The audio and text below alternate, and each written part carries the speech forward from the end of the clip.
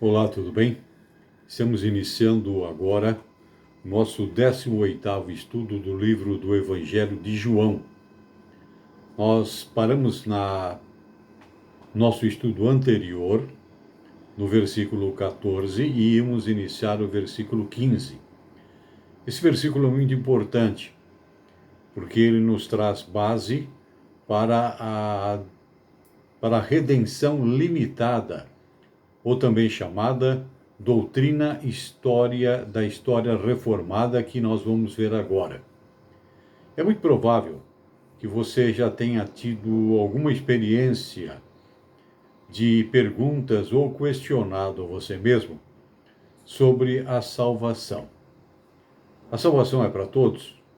Jesus Cristo morreu por todos. O sacrifício dele é suficiente para salvar toda a humanidade indistintamente. É o que nós vamos procurar aprender nas Escrituras para que possamos ter uma ideia básica daquilo que nós podemos ver hoje.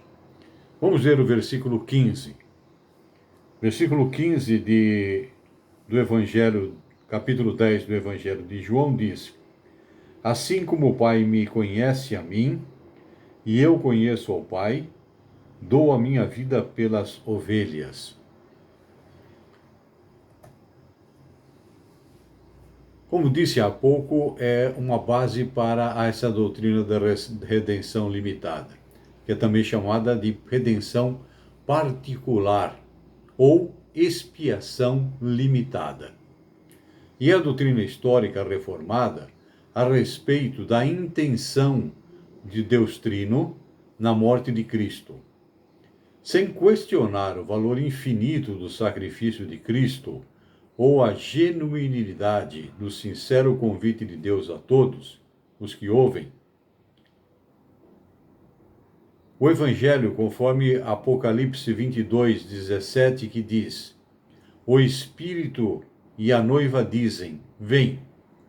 Aquele que ouve, diga: Vem. Aquele que tem sede, venha. E quem quiser, receba de graça a água da vida.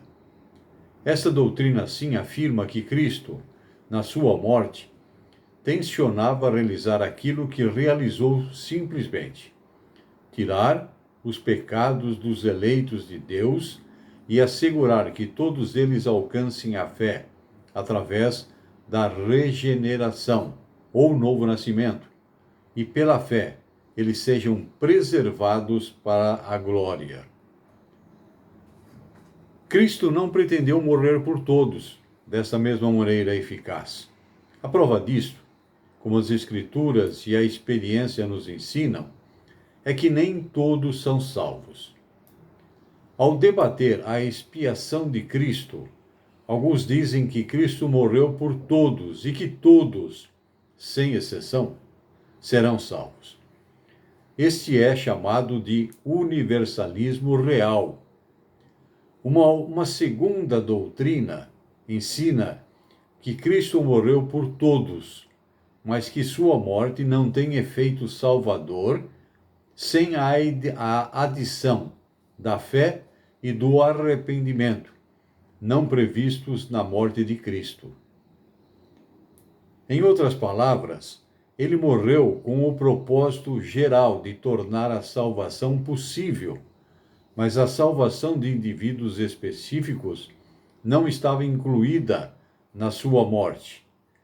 Isso é um universalismo hipotético. A terceira doutrina é aquela que ensina que, ainda que a morte de Cristo tenha sido infinita em seu valor, ela só visava salvar alguns, ou seja, aqueles que foram conhecidos de antemão. Isto chama-se a expiação limitada ou definida. Mas o que diziam as Escrituras? As Escrituras não ensinam que todos serão salvos, o que exclui o primeiro, o universalismo real. Os outros dois pontos de vista não diferem entre si sobre quantos serão salvos, mas a respeito do propósito pelo qual Cristo morreu. As Escrituras tratam dessa questão. Vejamos.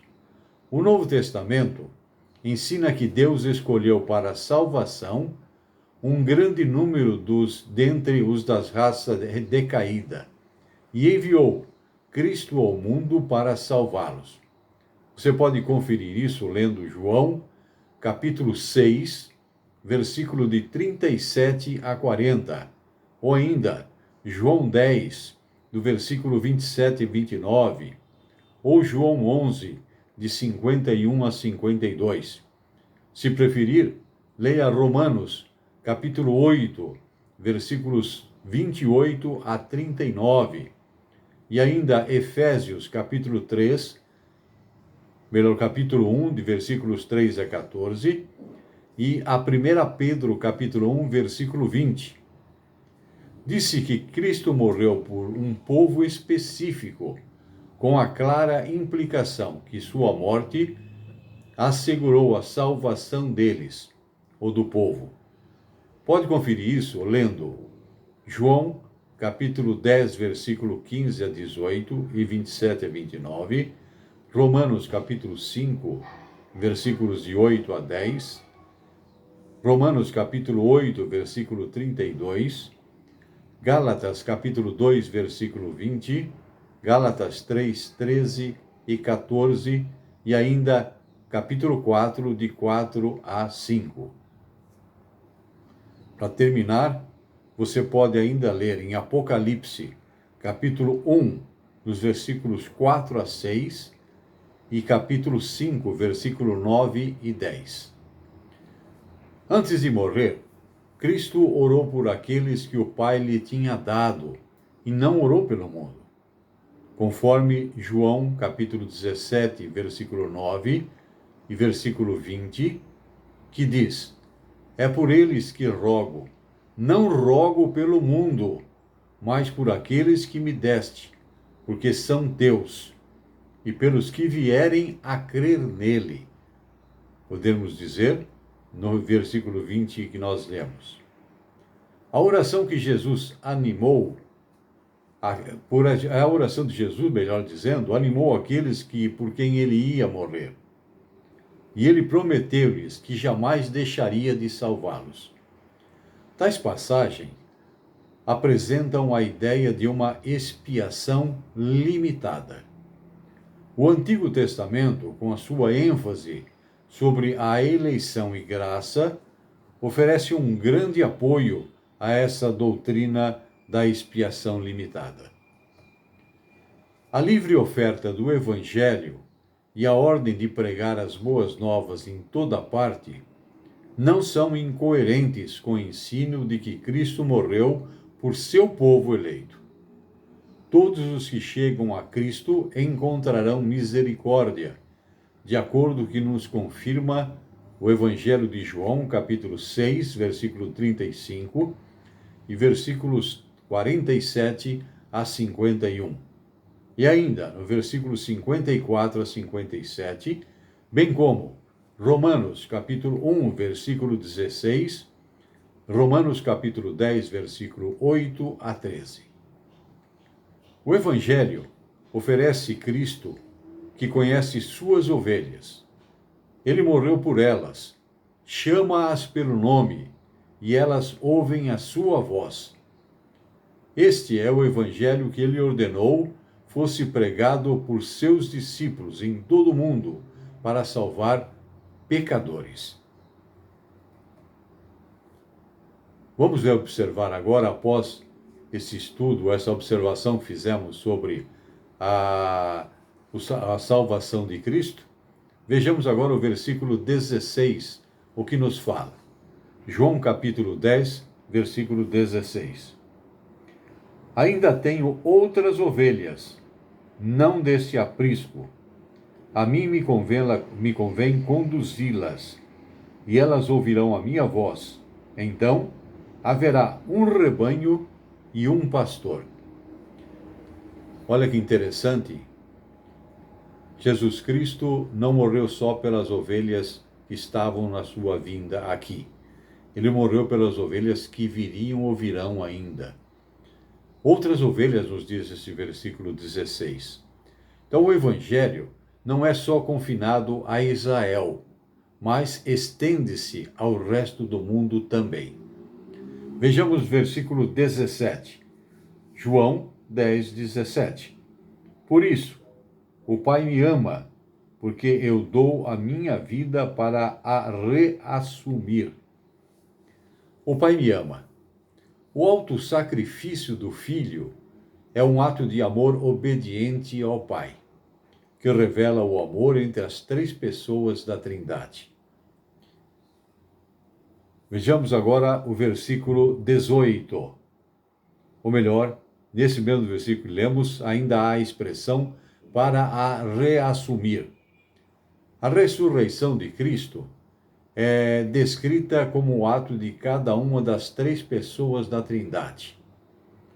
O Filho, o Pai, conforme nos diz Atos, capítulo 2, versículo 32, capítulo 3, versículo 15, e também Atos, capítulo 4, versículo 10.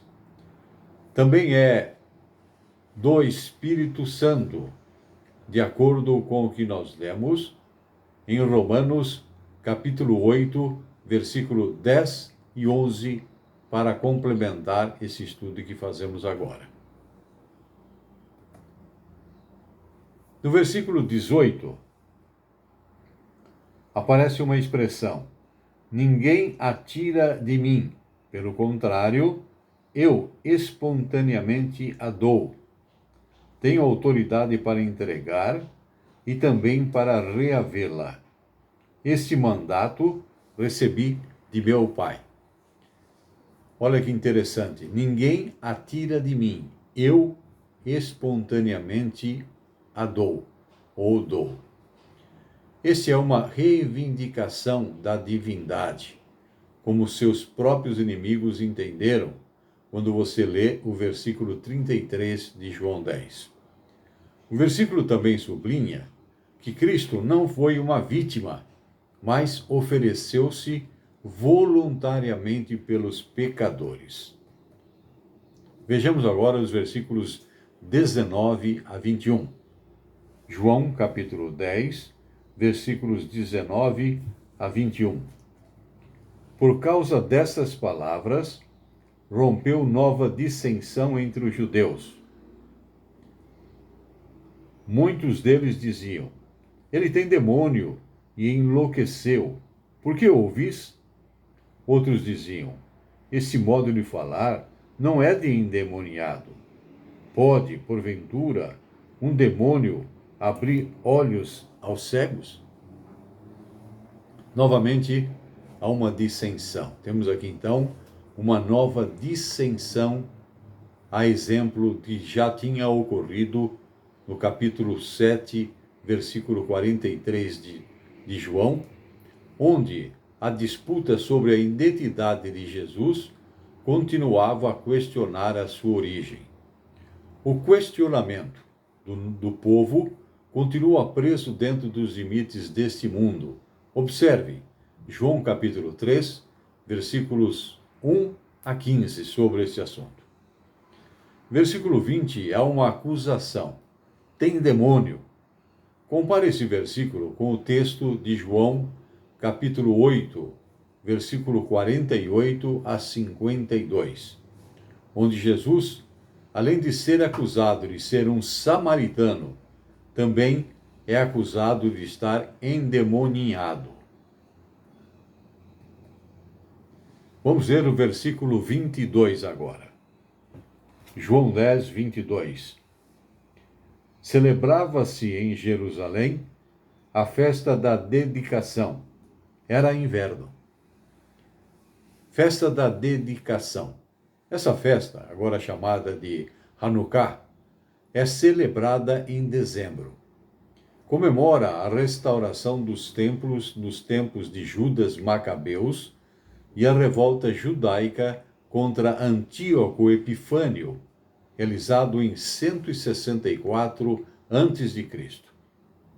Vamos ver o versículo 23. Jesus passeava no templo no pórtico de Salomão. Pórtico de Salomão. O que é um pórtico? É um pórtico com um teto suportado por colunas no lado leste do pátio dos gentios, no templo de Herodes.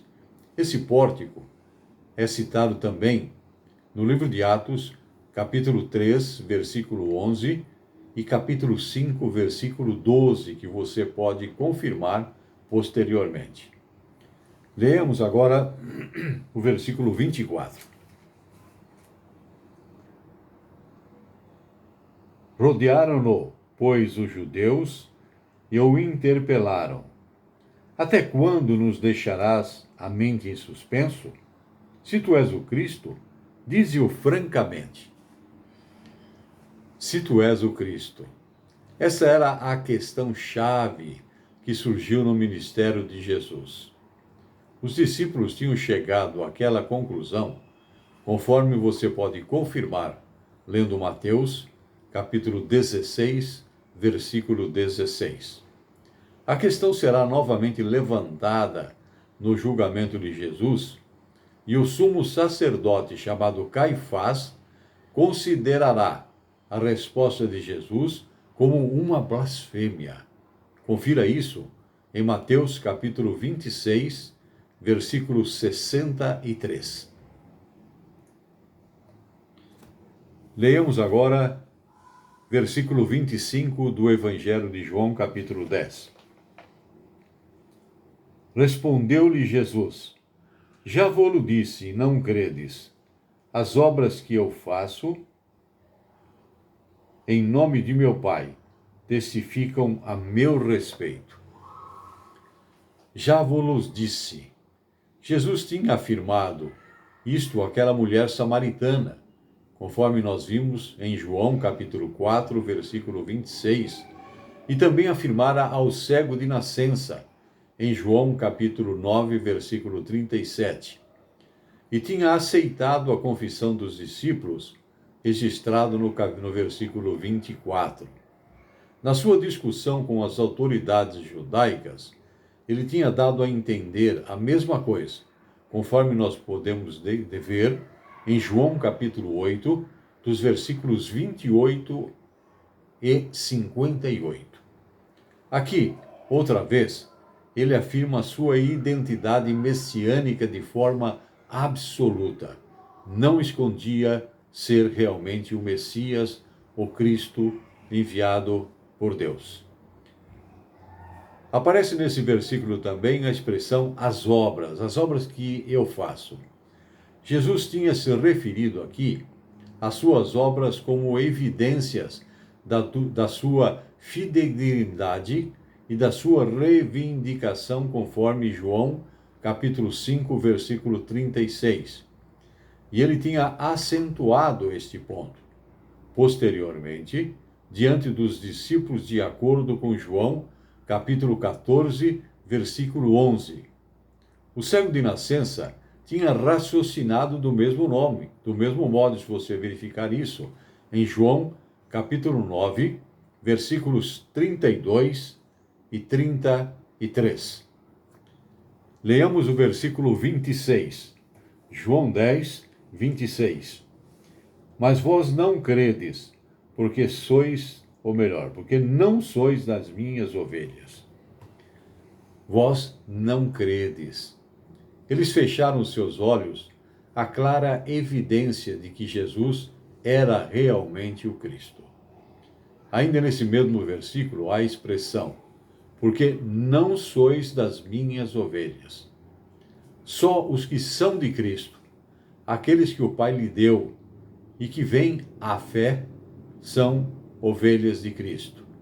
Os outros são tão cegos por causa do seu preconceito pecaminoso que se recusam a crer. Só os regenerados, que nasceram de novo, creem, de acordo com o que nos afirma João, capítulo 3, versículos 3 e versículo 7. Vejamos agora o versículo 27. João 10, versículo 27. As minhas ovelhas ouvem a minha voz, e eu as conheço e elas me seguem. Minhas ovelhas, elas ouvem Jesus conforme João 10, versículo 3 e versículo 5, e o seguem de acordo com João capítulo 10, versículo 4. Esses crentes mostram-se renovados da nova orientação e compromisso com o de suas vidas para com Cristo. Vamos ficar por aqui hoje. Continuamos, se Deus quiser, na próxima semana com a nosso 19º estudo. Espero que vocês tenham uma boa semana. Se possível, ouçam e releiam cada versículo que nós citamos para complementar esse estudo que nós estamos fazendo para crescimento espiritual de todos nós. Fiquem com Deus. Boa semana e até lá.